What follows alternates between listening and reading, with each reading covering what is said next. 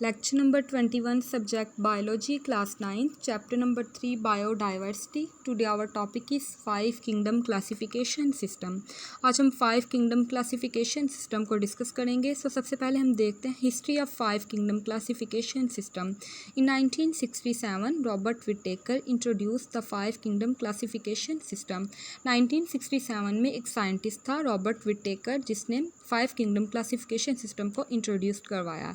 Then in 1988, Margulis and Schwartz modified the 5 kingdom classification system. 1988 में मार्गुलस and Schwarz दो हमारे पास scientist थे जिन्होंने इस सिस्टम को मॉडिफाई किया.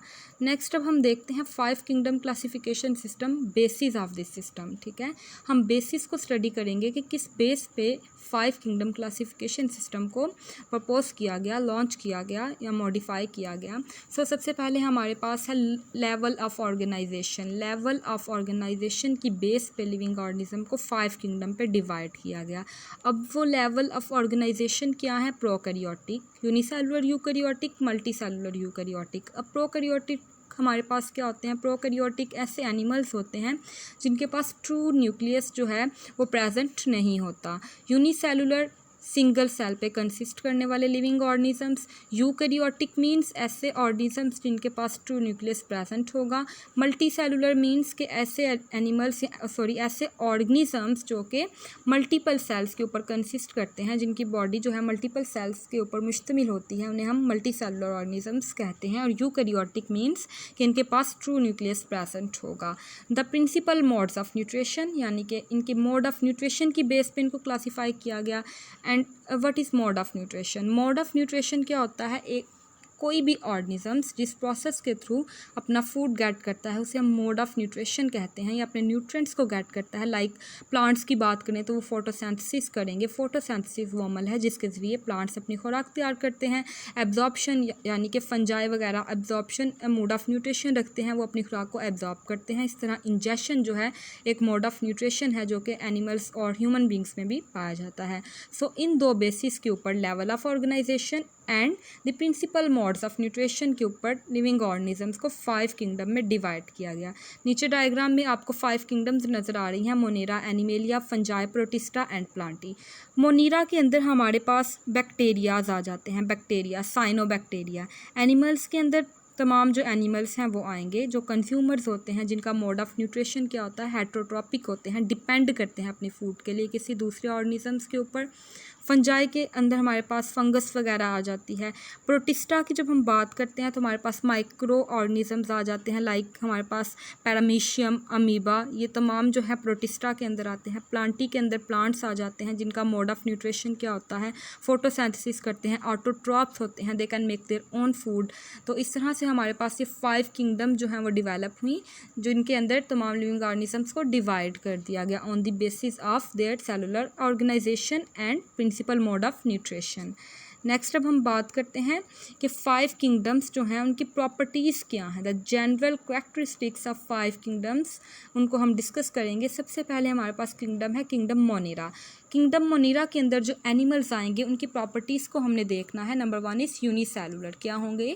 यूनिसेलुलर होंगे मोनेरा के अंदर, जो कि बैक्टीरिया वगैरह होते हैं.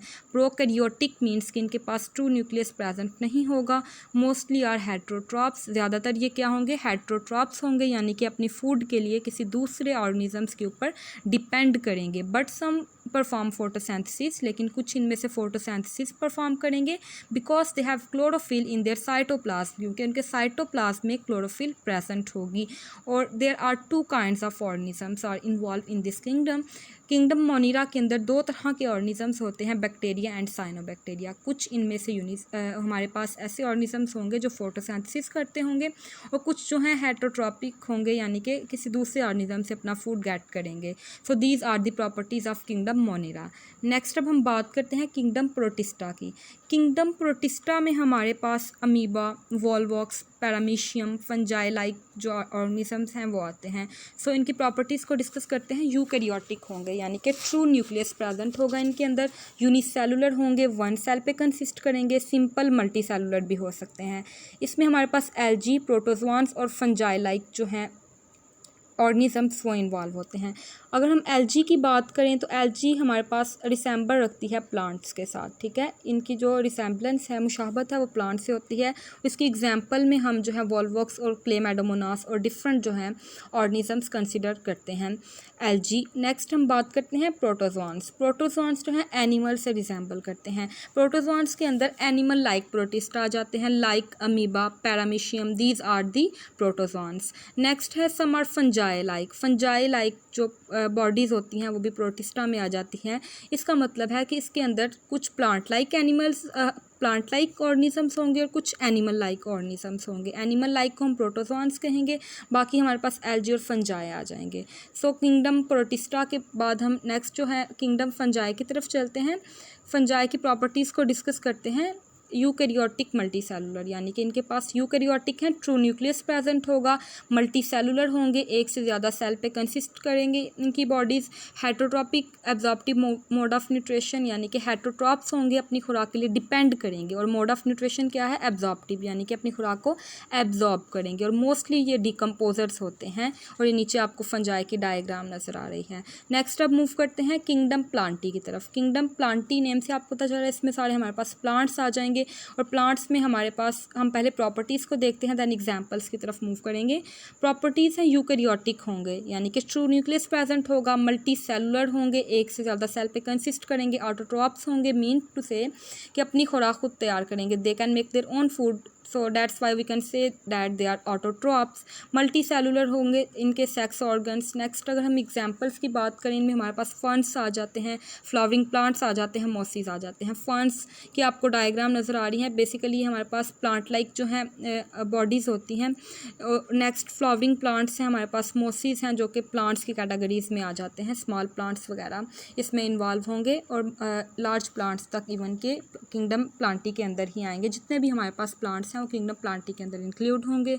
नेक्स्ट अब हम बात करते हैं किंगडम एनिमेलिया, जो कि हमारी फिफ्थ किंगडम है and last one, eukaryotic unicellular. Eukaryotic means true nucleus present होगा, मल्टी सेलुलर होंगे, कंसिस्ट करेंगे वन से ज़्यादा सेल्स के ऊपर। कंज्यूमर्स होंगे, कंज्यूमर्स मीन्स के हेटरोट्रॉप्स होंगे, ये अपनी फूड के लिए किसी दूसरे ऑर्गेनिजम्स के ऊपर डिपेंड करेंगे। वो ऑटोट्रॉप्स भी हो सकते हैं जिनके ऊपर ये डिपेंड करेंगे, और वो हेटरोट्रॉप्स भी हो सकते हैं, यानी कि एनिमल्स के ऊपर भी डिपेंड करेंगे और कुछ प्लांट्स के ऊपर भी डिपेंड करेंगे। इनके पास सेल वॉल जो है वो एब्सेंट होंगी, ओनली सेल मेम्ब्रेन प्रेजेंट होंगी, और ये शो करते हैं मूवमेंट। और डिफरेंट जो हमारे पास एनिमल्स हैं वो किंगडम एनिमेलिया के अंदर आ जाते हैं। नीचे डायग्राम में आपको डिफरेंट एनिमल्स, टाइगर, उसके बाद आपको फ्रॉग, स्पैरो और डिफरेंट स्नेक एंड ऑक्टोपस वगैरह दिखाई दे रहे हैं जो कि किंगडम एनिमेलिया में आ जाते हैं। सो आज हमने डिस्कस क्या किया, बेसिकली हमने 5 किंगडम क्लासिफिकेशन सिस्टम को डिस्कस किया, जिसके अंदर हमारे पास 5 किंगडम थी, Animalia, fungi, Protista, Plantae and Monera. इनकी करैक्टरिस्टिक्स को हमने देखा और देखा कि कौन कौन से ऑर्गेनिजम्स जो हैं इनके अंदर जो हैं वो मौजूद हैं और किस बेस पे इनको क्लासीफाई किया गया। होप सो कि आपको लेक्चर जो है वो क्लियर हो गया होगा। अगर आपका किसी भी तरह का कोई क्वेश्चन है related to your topic, you can ask, I will answer you inshallah.